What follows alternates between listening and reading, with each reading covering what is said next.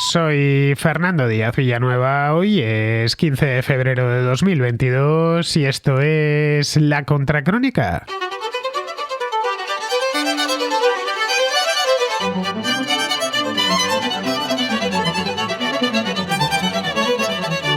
La semana pasada, el presidente Emmanuel Macron anunció la construcción de 6 nuevos reactores nucleares presurizados de segunda generación en los próximos 13 años, es decir, de aquí al año 2035. Dejó también abierta la puerta a que se construyan 8 más si es necesario. Junto a esto, se mostró partidario de prolongar la vida de los reactores que actualmente se encuentran en operación, que son muchísimos en Francia, son un total de 56, que aportan en torno al 70% de la energía eléctrica que consume el país todos los años. Macron se encuentra en estos momentos en plena precampaña electoral de las presidenciales que se celebrarán en el mes de abril, dentro de un par de meses, y quiere marcar distancias con sus adversarios, pero no en la cuestión nuclear. En este apartado hay poco debate en Francia. Allí la energía nuclear es un asunto de Estado y no hay planes a medio plazo de prescindir de ella. Algo diferente sucede en otros países de la Unión Europea como Alemania o España, donde sí existe una decisión política de ir eliminando gradualmente las centrales nucleares. En Alemania ya solo quedan 3, que serán clausuradas a finales del presente año. En España hay 5 centrales y 7 reactores: Almaraz, Ascó, Cofrentes, Trillo y Vandellós, que atienden en torno al 20% de la demanda de electricidad anual. Todas estas centrales fueron abiertas durante la década de los 80 y su cierre está previsto en los próximos 10 años. No sería la primera vez que se desconecta de la red una central nuclear en España. 2 han pasado ya a mejor vida, la de Zorita en 2006 y la de Santa María de Garoña en Burgos en el año 2012, que fueron inauguradas ambas entre finales de los años 60 y principios de los 70. Pero el objetivo político es ir sustituyendo estas centrales por otras de carácter renovable. En este ámbito, España ha avanzado mucho en las 2 últimas décadas. El país posee uno de los parques eólicos más grandes del mundo y la potencia instalada en parques solares, tanto fotovoltaicos como térmicos, crece a buen ritmo, al calor de una regulación que le favorece mucho.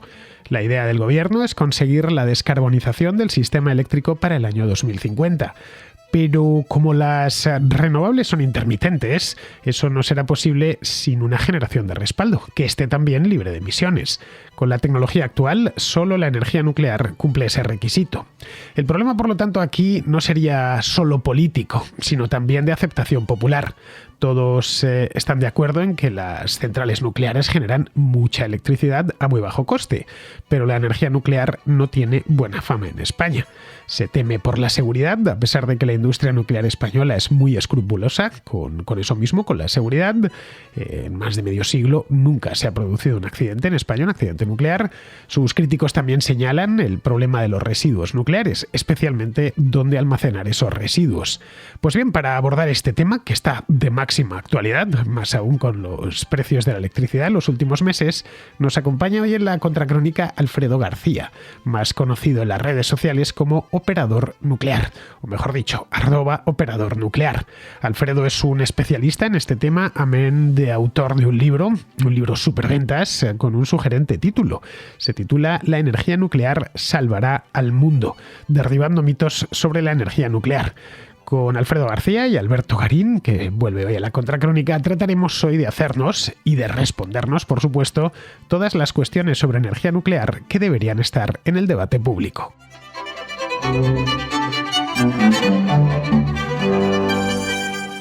Supongo que muchos de vosotros, de todos los que estáis al otro lado, habréis oído alguna vez hablar de @Operador Nuclear.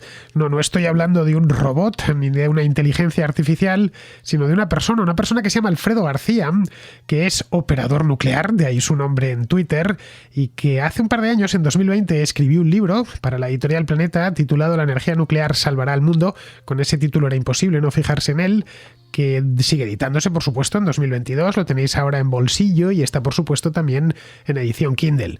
Bien, yo desde hacía tiempo venía con ganas de traerle a la Contracrónica, pero ya sabéis que soy un poco vergonzosillo y me da cierta cosa hablar con las estrellas, así que Operador Nuclear, Alfredo es toda una estrella y tenía un poco de vergüenza de llamarlo, de ponerme en contacto con él, por si acaso me decía que no. Ya sabéis, lo mismo que esto es como darle un beso a una chica, ¿no?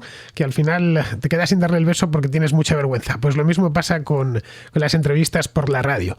Total, que Alberto Garín, a quien tengo aquí también, me dijo hace una semana que él podía hacer ese trabajo, que él podía darle el beso a la chica y podía traerme operador nuclear al programa, y le dije, bueno, encantado, magnífico. Así que nada, tengo al otro lado del teléfono a operador nuclear, más conocido como Alfredo García. Muy buenas, Alfredo. Hola, buenas. Pues ha sido un auténtico placer hablar con vosotros. Encantado. Está con nosotros también Alberto. Hola, buenos días, Alfredo. Bien, pues vamos al tema, ¿no? Vamos al tema, vamos a hablar de energía nuclear, que es de lo que toca, y más teniendo a Alfredo con nosotros. Como bien sabemos todos, no solo en España, sino también en el extranjero, especialmente en el extranjero cercano, que diría Vladimir Putin, en países como Alemania, como Italia, como el Reino Unido, venimos desde hace unos meses con un auténtico drama que ha devenido tragedia por los precios de la luz. El que más y el que menos está pagando auténticas fortunas por tener un consumo moderado, es decir, encender el calentador, encender los radiadores eléctricos, encender la luz mismamente, y muchos no se explican la razón. Bien, la razón es que en España o en Alemania generamos electricidad de forma renovable, pero no es suficiente y hay que producirla mediante el quemado de gas natural, y el gas hay que importarlo, ha subido mucho en los mercados internacionales, y eso significa pues que encender la luz o encender la calefacción es más caro. Podríamos haber esquivado esto si tuviéramos una planta de generación nuclear un poquitín más amplia, y esto mismo es lo que Alfredo viene diciendo desde hace un tiempo, que en el caso de que hubiéramos apostado, cosa que no hicimos todo lo contrario, se decretó una moratoria hace ya muchos años en España, hubiéramos apostado más por la energía nuclear, como hicieron otros países como Francia, pues hoy no estaríamos tan asustados con el precio del kilovatio. ¿Es eso cierto, no, Alfredo? Pues sí, lamentablemente eso es lo que ha ocurrido. A principios de los años 80, el PSOE, cuando llegó al gobierno, Felipe González, tenía en su programa electoral la paralización de los proyectos nucleares que estaban en marcha. En ese momento teníamos, si no recuerdo mal, 10 reactores nucleares en funcionamiento en España. Creo que había parado Vandellós 1, por lo tanto serían 9. Pero había 5 reactores que estaban en fase de construcción. Teníamos Lemoniz 1 y Lemoniz 2. Lemoniz 1 estaba al 100% de construcción, ya se había terminado. Lemoniz 2 al 90%. Valdecaballeros 1 y 2 en un estado muy avanzado, en torno al 50-60% de construcción. Y Trillo 2, el segundo reactor, que estaba empezando a moverse el terreno para empezar a construir. Pero eran 5 reactores. Un cálculo simple, porque al final esto se puede complicar de muchas maneras con muchos modelos, pero al final creo que es importante también conocer las magnitudes. El gas, la cantidad de gas que consumimos en España el año pasado equivale al 17% de nuestra generación eléctrica. Es decir, para producir el 17% de nuestra electricidad necesitamos quemar una cantidad de gas determinada. Bueno, pues si hubiéramos tenido esos 5 reactores nucleares, no habríamos necesitado quemar gas prácticamente casi ningún día del año, es decir, solo en momentos muy puntuales, muy concretos, que hubiera alguna parada, un reactor por parada de recarga, etcétera, pero es decir, prácticamente no habríamos quemado gas el año pasado, con lo cual no habría afectado al precio de la electricidad y habríamos tenido los precios normales como en años anteriores en los que el gas era mucho más barato. Por lo tanto, creo que es muy importante tener en cuenta esa valoración, es decir, no necesitamos 56 reactores como Francia, es decir, simplemente con tener 5 o 6 reactores más no nos habría pasado lo que nos ha ocurrido. En cualquier caso, estás hablando de los reactores en Francia. ¿Son más listos los franceses o los finlandeses o los argentinos que están construyendo reactores? ¿O hay algo que ellos no saben que nosotros sí y por eso no había que tener tantas centrales? Bueno, pues Francia es un tema un poco más complejo. Es decir, Francia hizo toda su expansión nuclear, no lo hizo para abaratar el precio de la luz exactamente, tampoco lo hizo para reducir las emisiones. Estamos hablando de los años 70 con la crisis del petróleo, y Francia se dio cuenta que necesitaba energía para producir electricidad, para alimentar toda su industria, y que no tenía recursos naturales suficientes, recursos minerales en el sentido de, minerales petrolíferos y gasísticos, y lo que hizo fue apostar por la energía nuclear. Redujo sus emisiones de gases de efecto invernadero sin quererlo, pero lo hizo. Fue realmente muy eficiente y construyó toda su flota nuclear prácticamente en 2 décadas. Estamos hablando de que entre finales de los 70 y principios de los 90, prácticamente Francia construyó sus 50 y pico reactores nucleares.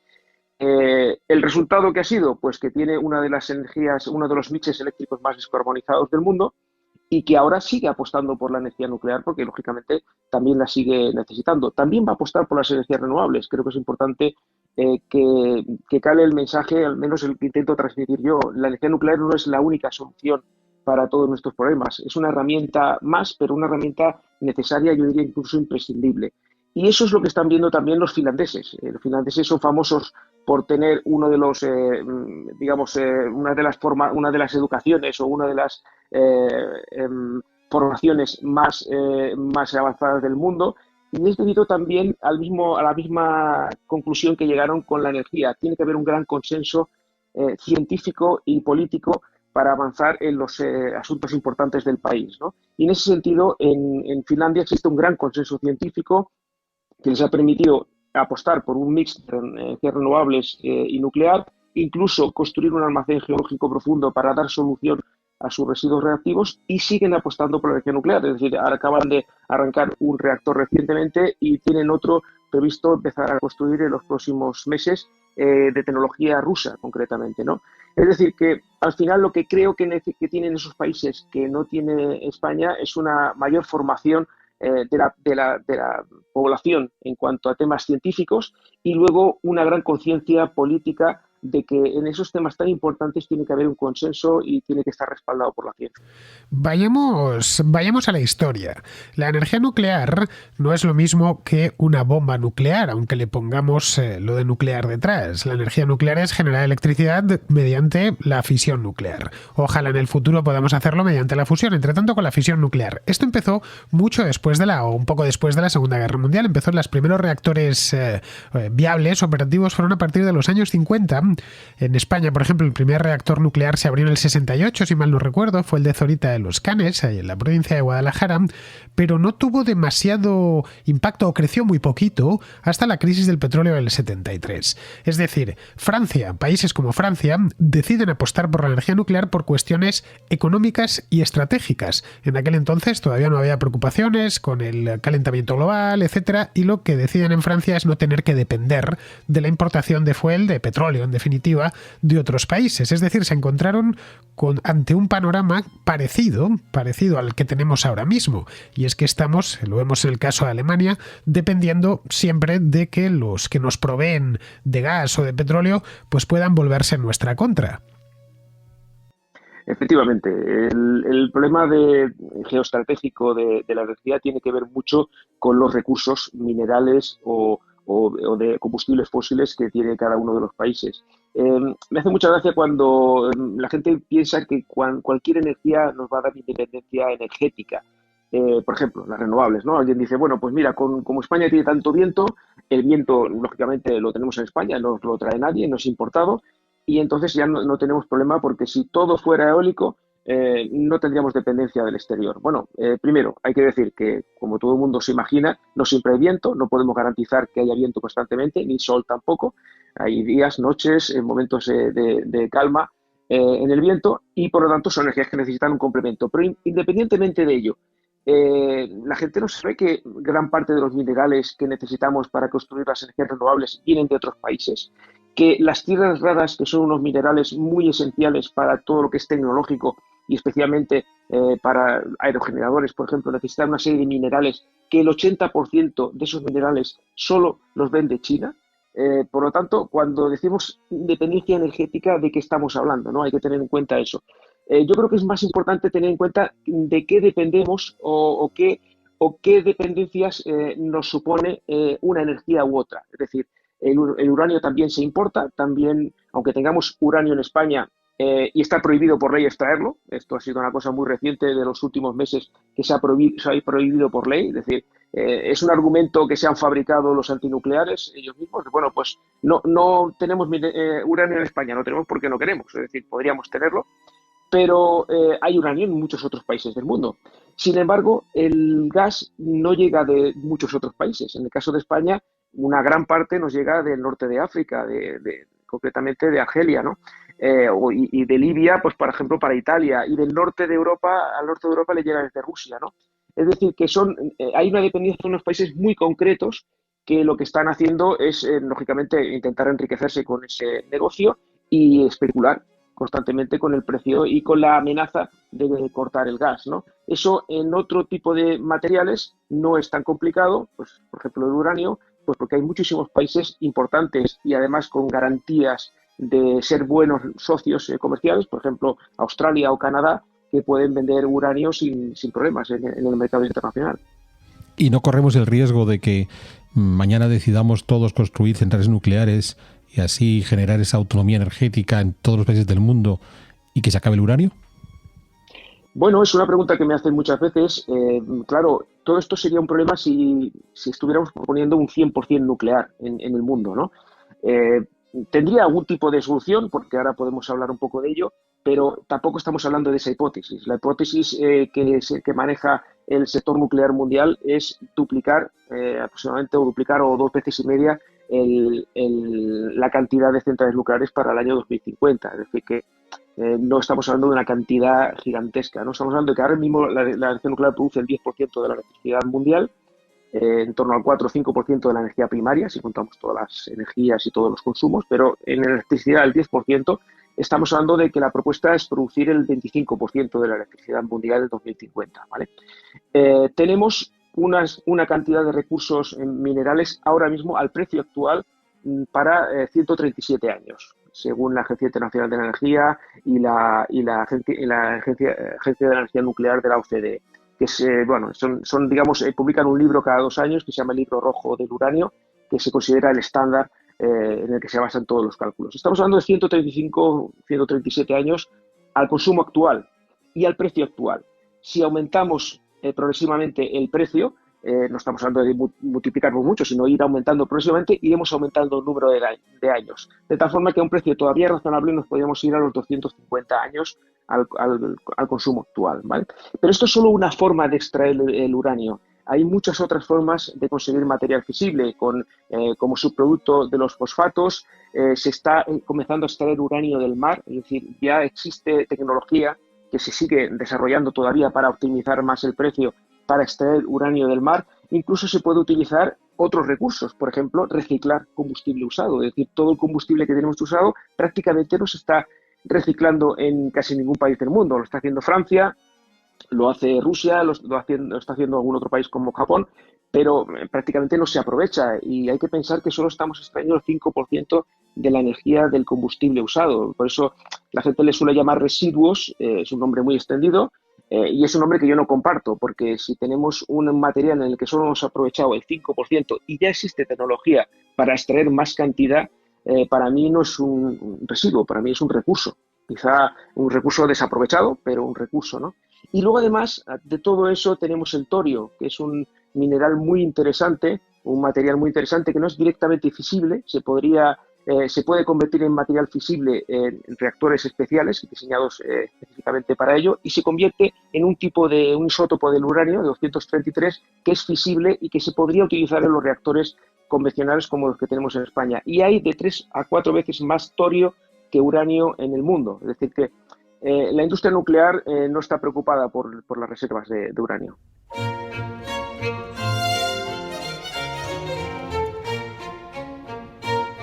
No parece, por lo tanto, ser un problema el combustible, cosa que en otros combustibles sí podría llegar a serlo en el futuro, ¿no? Como podría ser el caso del petróleo, incluso el gas natural. No tanto el carbón, que como bien sabemos sí tiene unas reservas que en algunos casos pues dicen que podrían llegar a 300 o 400 años. Pero claro, quemar carbón ya sabemos las consecuencias que tiene para la atmósfera. Aparte del CO2, la quema de carbón contamina bastante de otro tipo de partículas.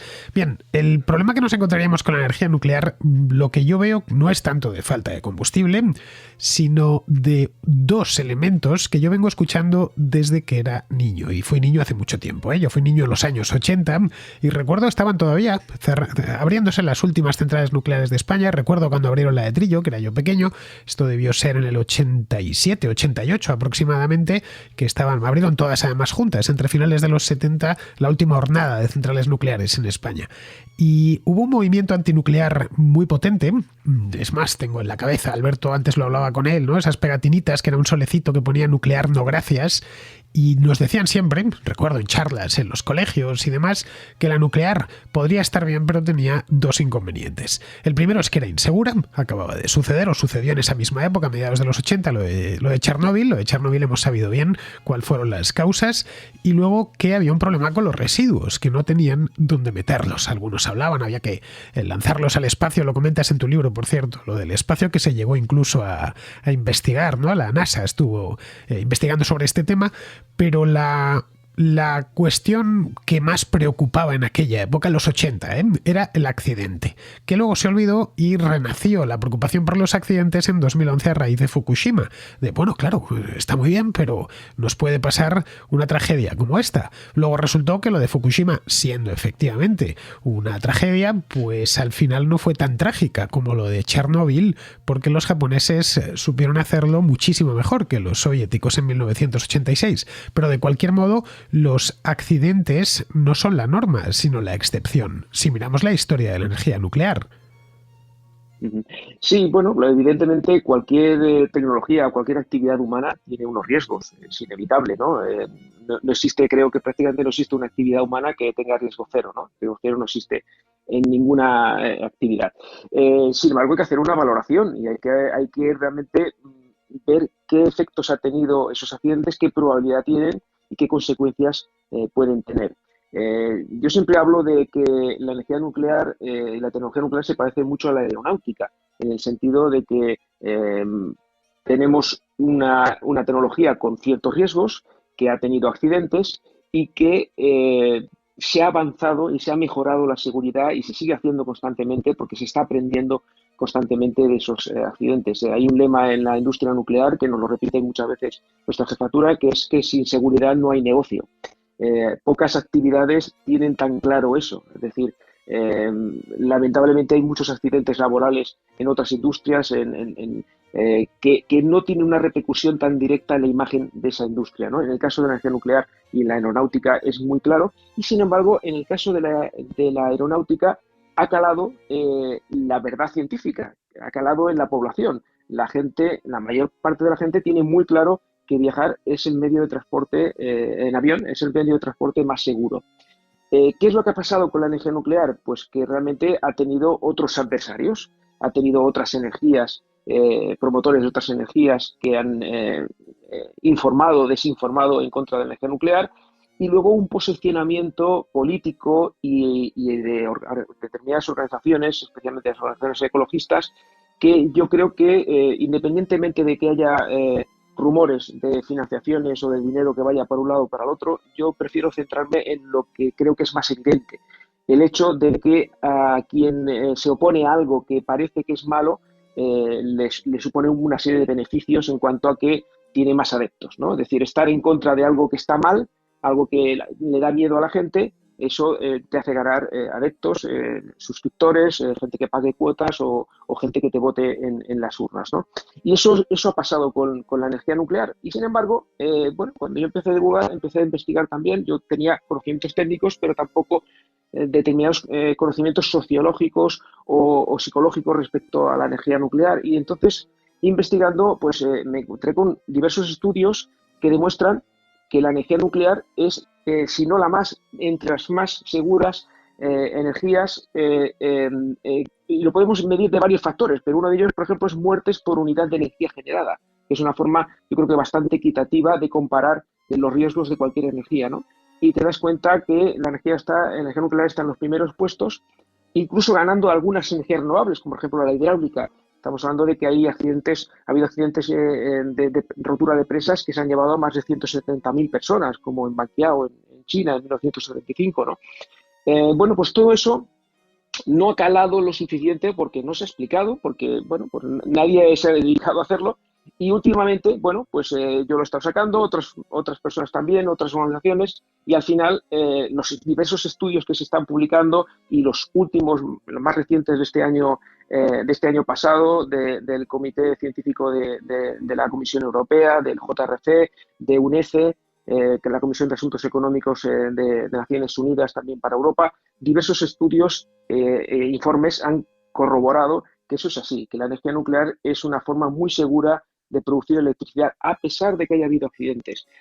Una cosa muy importante que, bueno, sabes que comento también en mi libro, es la capacidad que tiene la industria nuclear de aprender de sus errores. ¿Por qué? Porque no somos competidores entre nosotros y eso favorece mucho la cooperación, ¿no? Las industrias a veces intentan guardar los secretos industriales. En el caso de la energía nuclear no nos interesa. Si a mí me ocurre algo que creo que puede ser susceptible de ocurrir en otro tipo de centrales, aparte de tener una obligación moral, es que realmente me interesa que lo sepan ellos para que no les pase a ellos.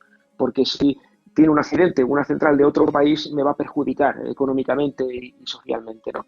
Bueno, pues eso está ocurriendo a diario en las centrales nucleares. Se informa constantemente, se reciben informes y se aprende de la experiencia, con lo cual eso hace que mejore muchísimo la seguridad. Bien, pero yo retomo la idea que estaba compartiéndonos Fernando. En efecto, cuando éramos adolescentes, vivimos con las pegatinas del solecito de nuclear no gracias y vivimos el accidente de Chernóbil. Es muy curioso porque yo estaba en mis años de adolescente en el instituto y después del accidente de Chernóbil, curiosamente, me volví pronuclear por la explicación que nos dio en clase la profesora de física que tenía en aquel momento, una mujer maravillosa llamada Inocencia Sanz, que ella no era pronuclear ni antinuclear, sencillamente era una buena profesora de física y química y nos explicó en qué consistía el proceso de creación de la energía nuclear. Lo llamativo es que, como te digo, no tuve ninguna especie de lavado de cerebro para hacerme pronuclear, no tuve una presión mediática que me llevara hacia la energía nuclear. Sencillamente tuve una profesora que con buena docencia me hizo entender cómo funcionaba el sistema. Yo sé que parte de tu labor y la publicación del libro va en esa línea de tu libro, pero ¿qué es lo que falta? O que creo que es mucho para que la gente entienda lo que nos estás contando ahora de que a la larga la energía más segura es la nuclear. Bueno, faltan muchas cosas, pero falta divulgación y por eso lo estoy haciendo. Esto al final es una vocación. A mí no me paga nadie por divulgar. Esto es una actividad aparte de mi trabajo, pero creo que es una cosa que es necesaria y creo que está funcionando y creo que la gente lo necesitaba. Y como se han dado, bueno, al final son estas cosas que se dan una serie de coincidencias, ¿no? Hace falta, a mí me gusta hacerlo, tengo conocimientos, me gusta aprender y me gusta explicar, pues voy a intentar hacerlo, ¿no? Creo que hace falta más divulgación sobre la energía nuclear y divulgación científica. Y eso está ocurriendo cada vez más. Estamos viendo que, yo en este caso lo estoy observando muchísimo, muchísimos profesores están aprendiendo sobre energía nuclear. Hay una serie de cursos incluso que el Foro Nuclear organiza y la Sociedad Nuclear Española organizan cursos para que profesores o incluso periodistas puedan aprender los fundamentos de la energía nuclear. No estamos hablando de lavado de cerebro, ¿no? Como decías antes, sino simplemente de conocimientos científicos. Yo lo que intento en mi divulgación también es respaldar todo lo que digo con documentos científicos, con informes de organismos internacionales. Y eso al final, bueno, lo vas repitiendo, lo vas explicando, vas dando referencias de todo lo que explicas y la gente sensata, inteligente, llega un momento que lo va aprendiendo, lo va contrastando, lo va comprobando y va viendo que las evidencias están ahí. Es decir, que cuando yo digo que una central nuclear cierra y abre en su lugar una central de gas, pues lo puedo demostrar y ha ocurrido en múltiples lugares. Está ocurriendo en Alemania, por ejemplo, eso lo estamos viendo todos, ¿no? Bueno, al final creo que hace falta mucha divulgación, mucha explicación, mucha pedagogía y eso tiene que ver mucho también con los profesores y creo que eso cada vez está ocurriendo más afortunadamente, al menos es la percepción que yo tengo. Otro de los temas que te lo comentaba antes, te lo adelantaba, con el que se suele criticarla en el papel fundamental hoy por hoy, yo creo, por encima de la seguridad, porque ha quedado más que acreditado que las centrales nucleares son seguras salvo contadas excepciones. De hecho, una persona informada, no te estoy hablando de alguien que no sepa nada, puede decirte 3 grandes accidentes, que son 3 Mile Island, que fue en los años 70 en Estados Unidos, Chernóbil en el año 86, con unas circunstancias muy peculiares y muy asociadas al momento histórico y al lugar donde sucedió, la Ucrania soviética, y por último Fukushima en un momento también muy peculiar como fue un terremoto seguido de un maremoto contra una central nuclear que le pilló de lleno en donde el maremoto tocó tierra. Es decir, que se dieron estas veces que se pone todo de acuerdo para que algo salga mal. Quitando eso, evidentemente siempre ha habido alguna fuga, pero cuestiones puramente menores. La seguridad, los que critican, y está bien criticar porque de la crítica nacen las mejoras, la energía nuclear suelen referirse al tema estrella, digamos. Son los residuos. Tú a los residuos le dedicas en tu libro pues nada menos que una sección completa y varios capítulos. Los residuos radioactivos. Como la energía nuclear que tenemos en nuestro tiempo es por fisión, eso genera un residuo. Lo explicas muy bien. Advierto a los contraescuchas que el libro trae hasta dibujitos, para los que somos un tanto legos en cuestiones científicas, para que lo entendamos bien. Entonces, un inciso, si me lo permite. Sí. Dibujos realizados por mi hijo, magnífico. que fue propuesta mía, pues, lógicamente pues me hacía ilusión que también participara en el libro, se lo propuse a mi editor y Planeta lo contrató, es decir, tenía 13 años en ese momento y hizo todos los dibujos, y para mí era, aparte del orgullo de tener a mi hijo colaborando conmigo y la ilusión que me hacía, para mí era muy sencillo, porque entonces yo lo único que tenía que hacer estaba en la mesa de al lado mío, pues pasarle otros dibujos parecidos, decir, bueno, dame tu versión de este dibujo, y entonces, claro, me ayudó, fue muy útil para mí también tener la posibilidad de trabajar con él. Pues son magníficos, ¿eh? No lo sabía lo de tu hijo, pero son magníficos. Si no te ha quedado claro el texto, vas al dibujo y te queda completamente claro. Bien, pues aquí tú lo trabajas bastante, son muchas páginas, pues calculo que unas 40 páginas tranquilamente del libro. Tengo aquí la edición de bolsillo, la que publicó Planeta en Booklet. Y bien, lo trabajas con mucho detalle, porque esto de los residuos que existen, y eso es innegable, al final resulta que no es tan fiero el león como lo pintan. Pues sí, efectivamente, le dedico 6 capítulos concretamente, de 42, si no recuerdo, 41, sin contar la introducción. Estamos hablando de que 6 capítulos exclusivamente dedicados a los residuos radiactivos. Como ves, no escondo ningún tema, es decir, hablo también de accidentes nucleares, dedico 8 capítulos concretamente, es decir, que no oculto los temas más candentes o más importantes o que más pueden preocupar a las personas sobre la energía nuclear. Los residuos radiactivos entiendo que preocupen, pero también creo que hace falta muchísimo más conocimiento de cómo se gestionan actualmente, y romper una serie de mitos, ¿no? Mucha gente piensa, por ejemplo, que los residuos radiactivos se lanzan al mar, ¿no? ¿Por qué? Pues porque a finales de los 60, 70, incluso a principios de los 80, hubo lanzamientos al mar de residuos radiactivos. Eso es inevitable, eso no lo puede negar nadie, eso ocurrió. Pero vamos a explicar qué residuos eran. Hay que explicar que son residuos de media y baja actividad, que no eran exclusivos de centrales nucleares, también eran de industria, de laboratorios, de hospitales, que España nunca hizo esa actividad, es decir, España nunca lanzó, ninguna empresa española de ningún tipo ha lanzado residuos radiactivos al mar, y que esos residuos radiactivos han ido decayendo, es decir, desde los principios de los años 80 ya no se lanzan, y han ido decayendo de tal forma que ahora su nivel de actividad es muy bajo, y que, según los organismos internacionales que los han estudiado y que los tienen catalogados, ya no suponen un riesgo preocupante, ¿no? Pero no se lanzaron en ningún momento residuos de alta actividad, y eso también hay que explicarlo. La cantidad de residuos radiactivos que tenemos almacenados es muy pequeña, es un dato que tampoco la gente sabe. Hice un cálculo que lo publiqué recientemente en Twitter con datos oficiales de la empresa de Enresa, que es la empresa nacional de gestión de residuos radiactivos, en el que están catalogados todos los residuos radiactivos generados en España durante toda su historia, los últimos, desde que tenemos centrales nucleares, desde finales de los 60, como comentabas, ¿no? Bueno, pues si los pusiéramos todos juntos, ocuparían un volumen de un cubo de 13,5 metros de lado. Es decir, que estamos hablando de una cantidad de residuos tecnológicamente asumible, no estamos hablando de hectáreas, ¿no? Bueno, un autobús de la empresa municipal de transportes tiene 12 metros, creo. Pues para que nos hagamos una idea, es un cubo de eso de lado aproximadamente, ¿no?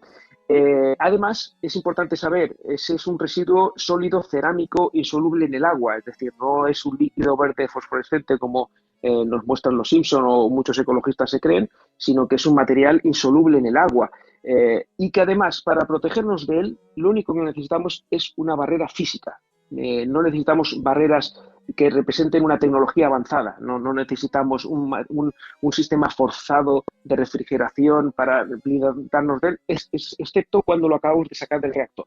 Es decir, durante los primeros 5 años ese combustible se tiene que refrigerar en piscinas, son piscinas similares a las piscinas normales, pero que tienen un sistema de refrigeración, y que podemos estar encima de esas piscinas. Yo he estado muchísimas veces, he perdido la cuenta de la cantidad de veces que he estado en la piscina de combustible de los 2 reactores donde trabajo, ESCO 1 y ESCO 2, y el agua es un excelente blindaje contra las radiaciones ionizantes, ¿no? Bueno, pues una vez está 5 años en esa piscina, ya se puede extraer y almacenar en unos contenedores que están blindados, y que puedes estar al lado de ellos tocando el contenedor y por lo tanto un escaso metro de distancia del combustible y puedes estar totalmente seguro. Es decir, que hay que comprender eso también para hacerse una idea de que tecnológicamente es viable gestionar estos residuos radiactivos. De momento los tenemos almacenados en las propias centrales nucleares, pero el objetivo final sería un almacenamiento geológico profundo. Como decía antes, es lo que está haciendo Finlandia. Finlandia está terminando su almacén geológico a 500 metros de profundidad. Suecia lo acaba de aprobar recientemente su gobierno, con lo cual van a empezar el resto de trámites ya para empezar a construirlo pronto. Y aquí estamos hablando de que necesitamos una estabilidad geológica, lógicamente, porque queremos que ese almacén se quede allí, esos combustibles se queden allí durante miles de años. No miles de millones, sino miles de años, en torno a 10.000 años aproximadamente. Es muchísimo tiempo, efectivamente, pero tenemos que ver qué estabilidad geológica tienen esos lugares. En el caso de Finlandia estamos hablando de más de 1.000 años de estabilidad, perdón, más de 1.000 millones de años. La Tierra tiene 4.700 millones, más o menos 4.500 millones de años. Estamos hablando de 1.000 millones de años de estabilidad geológica, con lo cual ese combustible usado va a estar ahí seguro durante 10.000 años, no va a suponer ningún riesgo, ¿no? Pero esa solución, que es una solución aceptada tecnológicamente y científicamente, hay un gran consenso científico en ese sentido. Los mayores expertos están de acuerdo que es con la tecnología actual la mejor solución para la gestión de esos residuos. Existen otra solución que a mí me gusta más todavía, que es reciclar ese combustible usado, como comentaba antes, ¿no? No solo parcialmente, como está haciendo Francia, que lo hacen en fábricas, es decir, reciclan parcialmente ese combustible para luego utilizar en sus reactores, sino utilizarlo en reactores de cuarta generación. De los que hablo también en el libro, dedico un capítulo a ellos. Son reactores que tienen la capacidad de aprovechar muchísimo más de ese 5% inicial que estábamos hablando, que utilizamos ahora, sino que estamos hablando de entre el 97 y el 99% de la energía del combustible. Eso representa que, lo que decía antes, un residuo se convierte en un excelente recurso, ahorraríamos mucha cantidad de minería y de todo lo que tiene asociado a esa minería, y al mismo tiempo reduciríamos muchísimo el volumen de residuos radiactivos. Nos quedarían residuos que seguirían siendo de alta actividad, pero de muy corto periodo, o relativamente corto periodo. Estamos hablando ya de décadas, como a lo sumo pocos centenares de años, 100, 200 años de peligrosidad, y en lugar de 10.000 años, y un volumen mucho más pequeño. Eso es muy interesante y creo que, bueno, hay diversos proyectos en el mundo. De hecho, hay un reactor en Rusia funcionando ya con esa tecnología desde el año 2016. Es un reactor de cuarta generación que además está funcionando de forma comercial, es decir, está vendiendo su electricidad y ya está quemando combustible usado, con lo cual, bueno, es un gran avance que creo que es una buena solución también. Bien, entonces, considerando que es posible reciclar el combustible, a pesar de todo, sigues indicando que va a quedar una porción de residuo, por pequeña que sea. Yo antes me declaraba pronuclear. Entonces, claro, cuando uno se declara pronuclear, inmediatamente hay alguien que te dice, pues quédate tú con los residuos. Y entonces, claro, yo tengo una pregunta para ti. Yo que vivo en un diminuto pueblo de Segovia, ¿qué tengo que hacer para que me autoricen tener mi almacén de residuos en este pequeño pueblo de Segovia, más allá, que a lo mejor eso es todo, de ese estudio geológico y obviamente el consenso de los vecinos? Bueno, vamos por partes, como dijo Jack el Destripador, ¿no? En el principio, ese argumento se utiliza muchas veces. Bueno, yo también les digo que los residuos de los combustibles fósiles están en casa y en los pulmones de todos. Con lo cual, todos nos estamos comiendo esos residuos, ¿no?, que produce la combustión del petróleo, del carbón o del gas, ¿no? Al final, bueno, también hay gente que tiene el síndrome de Diógenes, ¿no?, y almacena todos sus residuos en casa. Creo que hay que hacerlo de forma, lógicamente, ordenada, hay que hacerlo con garantías de seguridad. Y en España, en el año 2006, estamos hablando de que eso hace pues 16 años, si no me salen mal los cálculos, sí, en el año 2006, el Parlamento, por unanimidad, instó al gobierno, en ese momento de Zapatero, para empezar los trámites de la construcción de un almacén temporal centralizado en España, donde se almacenan los residuos de todas las centrales nucleares, residuos de alta actividad, es decir, combustible usado. Empezaron los trámites. Estos residuos, desde el mismo año, cambió el reglamento y se pagaban inicialmente, la gestión se iba financiando con la factura eléctrica, pero desde el año 2006 los productores de los residuos son los que tienen que pagar esa gestión, con lo cual están pagando a las centrales nucleares para construir ese almacén.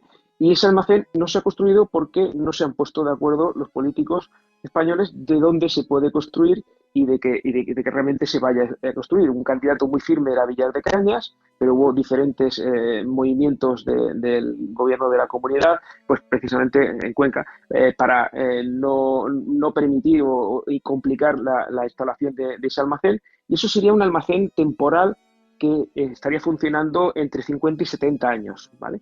Porque luego el siguiente paso ya sería el almacén geológico profundo. ¿Por qué España no optaba inicialmente por el almacén geológico profundo? Bueno, pues un poco esa frase que se suele decir en España de que inventen otros, ¿no? Se estaba esperando ver la posibilidad de que se puedan reciclar esos residuos reactivos, con lo cual si tú los tienes almacenados bajo tierra es mucho más complicado extraerlos, ¿no? En este caso, estaba esa opción, pero como no se ha llevado a cabo, las piscinas de las centrales nucleares se han tenido que ir saturando y entonces pues cada central tiene su propio almacén individualizado. Si tú lo quisieras instalar en tu pueblo, pues habría que pedir autorización al Consejo de Seguridad Nuclear, lógicamente instalar tener un acuerdo con la empresa española nacional de gestión de residuos radiactivos, que, insisto, financiada con la aportación de las centrales nucleares, y lógicamente tiene que haber un gran consenso político, cosa que pues no hemos conseguido a estas alturas. Bien, vamos a ir terminando ya. Vamos con la última gran cuestión sobre la energía nuclear, que esta es muy de nuestro tiempo. Como comentaba aquí en la Contracrónica hace unas semanas, si se pretende descarbonizar la economía de aquí a 2050, no queda tanto tiempo, son solo 28 años. 28 años es lo que ha pasado desde las Olimpiadas de Barcelona, para que nos hagamos una idea. Los que recuerdan las Olimpiadas de Barcelona pues podrán comprobar que han pasado volando estos 28 años. Bien, dentro de 28 años, en principio, debería no quemarse absolutamente nada de petróleo, ni de gas, ni de carbón. Y lo que comentaba en aquel programa era que eso no se podrá hacer hoy por hoy, es imposible, bueno, hoy por hoy y mañana por mañana, sin recurrir a la energía nuclear. Algunos países lo están entendiendo sin problemas y están revisando su política, en algunos casos ya directamente construyendo centrales, pero en otros, como el caso de Alemania o el caso de España, parecen sordos a una verdad tan evidente. Si queréis dejar de quemar gas y petróleo, tenéis que pasar necesariamente por la energía nuclear, habida cuenta de que la energía renovable, que es muy buena, muy recomendable y debería aumentar el parque, tanto de placas solares como de aerogeneradores, es intermitente. Bien, esto, tú que estás todo el día en esto de la difusión y la divulgación de cuestiones nucleares, ¿crees que lo han llegado a entender? Por lo menos los políticos españoles, los alemanes, no sé si llegas a ellos, que tienen que pasar por aquí.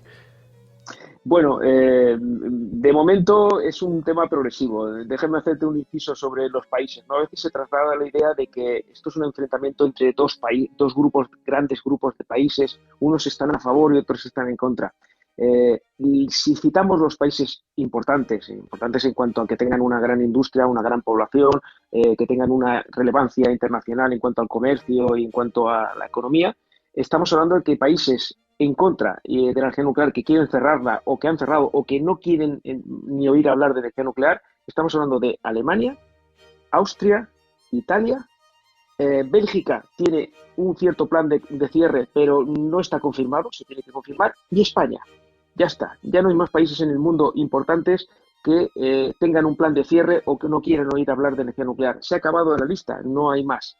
Si cogemos el resto de países importantes del mundo, China, o importantes y países que quieren serlo, India, Rusia, Estados Unidos, todos los países de la antigua Europa del Este, Reino Unido, Escandinavia. Noruega no necesita centrales nucleares porque tiene suficiente con la cantidad de agua que tiene, pero Suecia, Finlandia, Holanda, que ha cambiado de opinión recientemente, todos esos países están apostando por la energía nuclear, y además añadimos todos los países de los grandes productores de petróleo, están todos apostando por la energía nuclear. Incluso Egipto, Turquía está construyendo 4 reactores, Egipto va a construir 4 con opción de hacer 4 más, Emiratos Árabes ya tiene 2 en funcionamiento y 2 más que va a estar construyendo, Arabia Saudí 16 reactores nucleares. Es decir, está apostando gran parte, la mayor parte del mundo avanzado está construyendo centrales nucleares.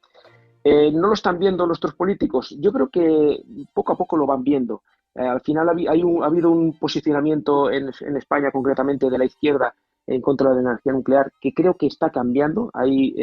Tengo contactos con políticos de todas las ideologías y me lo van diciendo. Hay movimientos en los partidos de izquierda a favor de la energía nuclear.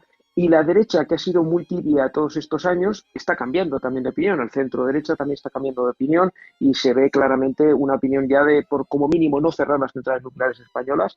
Lo está comunicando Vox, el Partido Popular y Ciudadanos. Tienen un mensaje muy claro ya de que no podemos permitirnos el lujo de cerrar las centrales nucleares. Incluso en algunos de estos partidos se está hablando ya de construir o de plantear la posibilidad de construir más reactores nucleares en España. Es decir, que algo está cambiando en la opinión pública, porque al final los políticos se basan en lo que quiere la gente y la gente cada vez tiene más claro que el enemigo, el rival de la energía nuclear no son las energías renovables, sino los combustibles fósiles, concretamente el gas natural. Bien, eso es una gran noticia, porque no solo por cuestiones de dinero, no solo por cuestiones estratégicas, sino también por cuestiones medioambientales. Es decir, que el verdadero y el genuino ecologista debería pasar por aquí. Debería estar viéndolo muchos ecologistas, conozco yo, que son pronucleares, más de los que piensas, ¿eh? Que te lo dicen, dicen abiertamente. Hace unos años te lo decían por lo bajini. Ahora ya van poco a poco saliendo del armario y te dicen, pues sí, la verdad es que es así. ¿Qué le vamos a hacer? Caray, pues decirlo en alto. Si no pasa nada, si las cosas son como son, y no estamos hablando de las centrales nucleares de nuestro tiempo, no son las mismas que los años 70.